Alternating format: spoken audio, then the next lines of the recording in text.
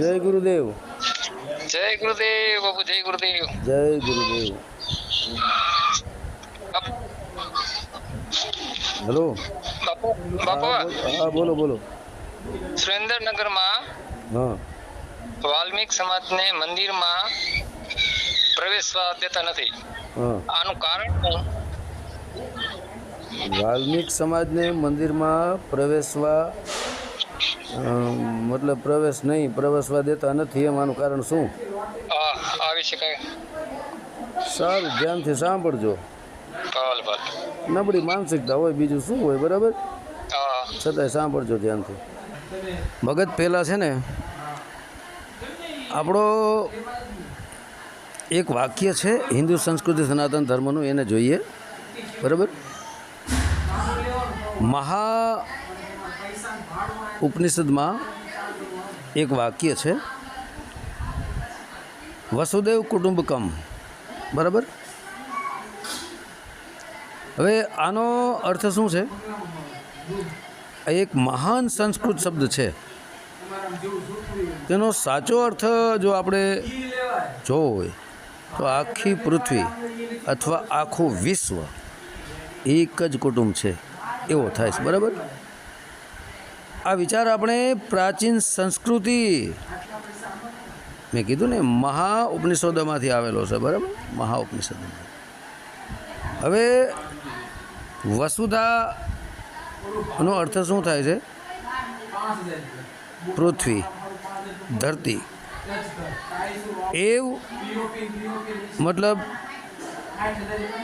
એ જ ખરેખર, બરાબર?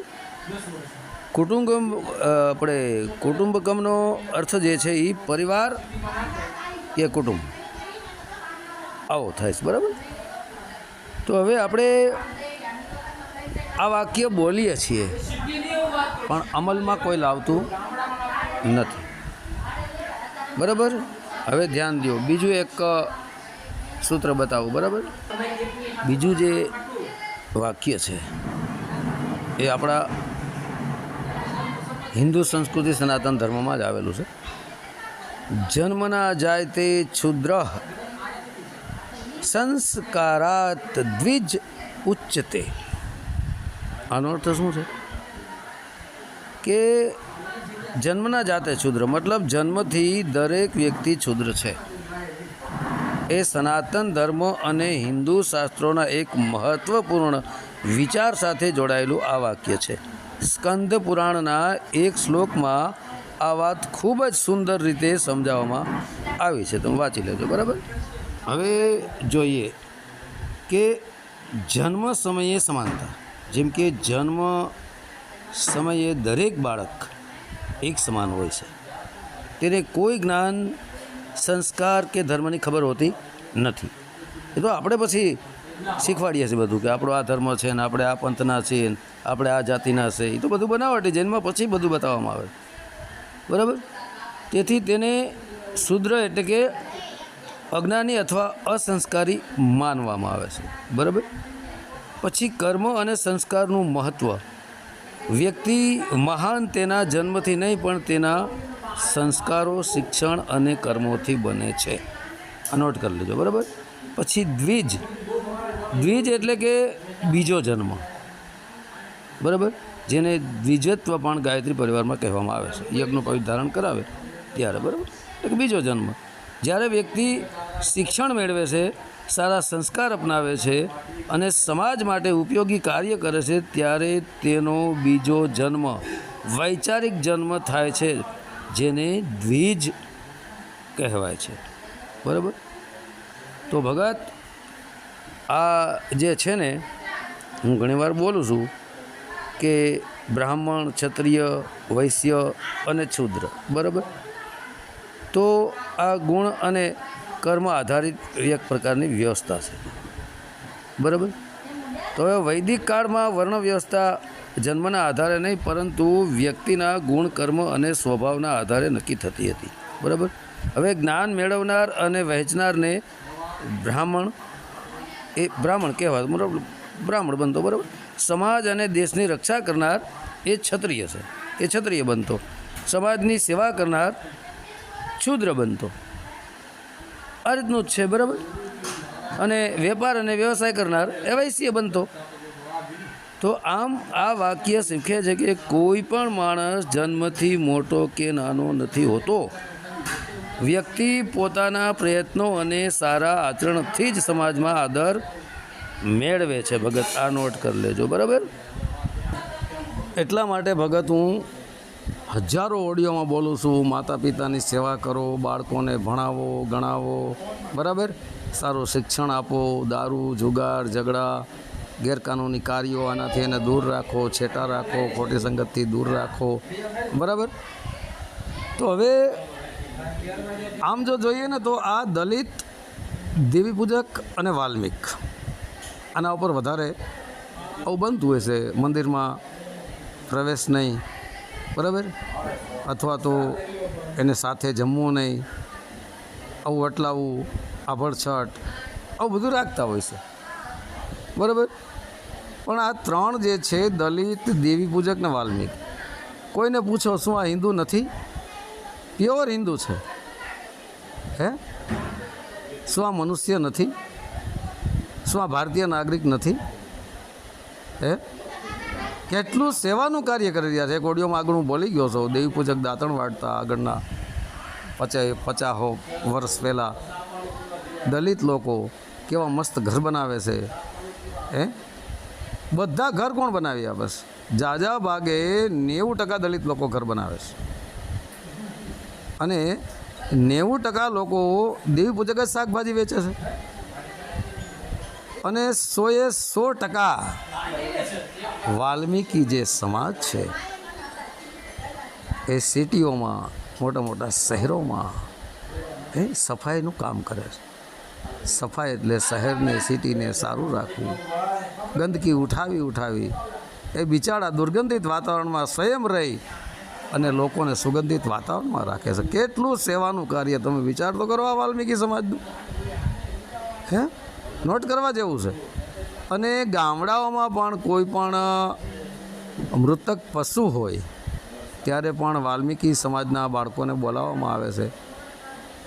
અને જેમ કે એક કૂતરું જ છે, તો વાલ્મીકી સમાજનો કોઈ પણ બાળક આવે પછી એના પગે દોરડું બોરડું બાંધી અને બિચારો ગામથી બહાર ફેંકી આવે છે. કેવડી મોટી સેવા. જો એ કૂતરું ત્યાં ત્યાં પડ્યું રહ્યું હોય અને એનું શરીર નષ્ટ થાય, દુર્ગંધ ફેલાય, રોગચાળો ગામમાં ફાટી નીકળે, તો ધન્યવાદ છે આ વાલ્મીકી સમાજને, હે, જે ગામને સ્વચ્છ રાખે છે. ધન્યવાદ છે દલિત સમાજને કે જે લોકોના ઘર બનાવી આપે છે. હે, છતાં પણ બિચારાઓને હે છેટા રાખે છે. ધન્યવાદ છે દેવી પૂજક સમાજને જે શાકભાજી લારીઓમાં વેચીને ઘરે ઘરે પહોંચાડે, માર્કેટોમાં પોતે વેચે અને લોકો તેની પાસે લઈ જાય.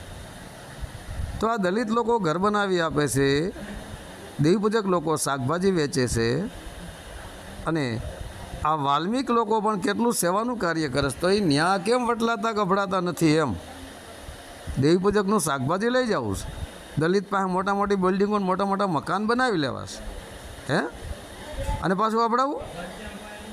અને વાલ્મીકી જે સમાજ છે એ કેટલી ગંદકી સાફ કરે છે, જે તમને ચોખ્ખા રાખે છે, શુદ્ધ વાતાવરણમાં રાખે છે, છતાંય નથી આપણાવું બદલાવું. અરે આ હિન્દુ ધર્મની પથારી ફેરવી નાખી આવા લોકોએ. આ નબળી માનસિકતા છે આ બધાની. અરે હું ઘણા ઓડિયોમાં બોલું છું કે ભાઈ જ્યાંથી આવ્યા હિન્દુ, ત્યાંથી મુસલમાન, ત્યાંથી યહૂદી, ત્યાંથી ખ્રિસ્તી, એવા જનની તો હવને હરખા જણે, પણ અજ્ઞાનીને મન નોખા. આ બધા અજ્ઞાનીઓ છે. શું ફરક છે? દલિત, દેવી પૂજક, વાલ્મીકી, વસાવા, ભીલમાં કોઈ ફરક છે? શું માણસ નથી? તમારા મેનમ કાંઈ ફેર છે? આવું નાતી જાતિના ભેદભાવ ઊભા કરનારા આ મૂર્ખાઓ છે. કારણ કે એને ખબર નથી, જ્ઞાન નથી. એવા સદગુરુ જેના સાચા એ તો સૌને સરખા ગણે, કારણ કે આના સાચા સદગુરુ નથી મળ્યા. અરે દલિત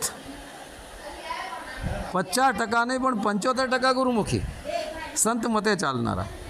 વાલ્મીકી 50% ગુરુમુખી, દેવી પૂજક 25% ગુરુમુખી. હવે તમે વિચારો, હે, તો શું આ સત્યના રસ્તે આ ચાલનારા? અરે 50% હું તમને દલિતને બતાવી દઉં જે શુદ્ધ શાકાહારી છે, 50% દેવી પૂજકને પણ બતાવી દઉં કે શુદ્ધ શાકાહારી છે, અને 50% વાલ્મીકને પણ બતાવી દો, વસાવા ભીલને પણ બતાવી દો, મારા પરિચયમાં મારા કોન્ટેક્ટમાં છે જે શુદ્ધ શાકાહારી છે.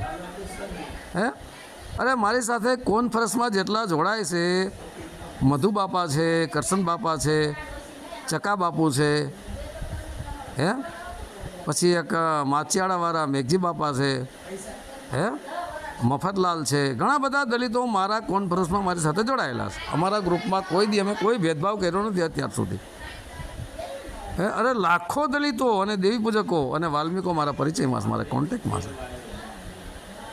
મારે તમને હજી અમુક વાત હું કરતો નથી, આવું છે જ નહીં ભગત. આ શું છે? એટલા માટે હું કહું છું, દલિત દેવી પૂજક અને વાલ્મીકીને હાથ જોડીને કહું છું કે ભાઈ પોતાના બાળકોને શિક્ષણ આપો, ભણાવો, ગણાવો, દારૂ ગેરકાનૂની કાર્યો એનાથી છટા રાખો, દારૂ જુગાર ઝઘડા એ છોડાવો. દેવી પૂજકને પણ કહું છું, દલિતમાં તો અત્યારે દેવી પૂજક કરતાં મારી દૃષ્ટિએ તો 50% એ ડેવલપમેન્ટ છે. દેવી પૂજકમાં 50% ડેવલપમેન્ટ બની ગયા છે, નથી એમ નહીં. દેવી પૂજક એક બહુ સુસંસ્કારી સમાજ છે. હું કોઈને ઊંચી આંચી નથી કરતો, વાલ્મીક પણ સુસંસ્કારી સમાજ છે. પણ 2-5 હોય જે ભાઈ દારૂ મદિરા પાન કરતા હોય, એવું દરેક સમાજમાં છે. એવું તો નથી. તો કઈ રીતે ભાઈ આપણે એક તરફા બોલીએ છીએ કે પરમાત્મા સર્વવ્યાપક છે, આવું બોલીએ છીએ કે નહીં?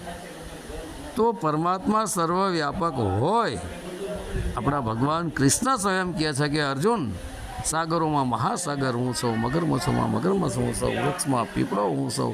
એ અર્જુન, સ્થાવર જંગમ જલમાં થલમાં અણુ અણુમાં કણકણમાં હું જ છવાયેલો છું.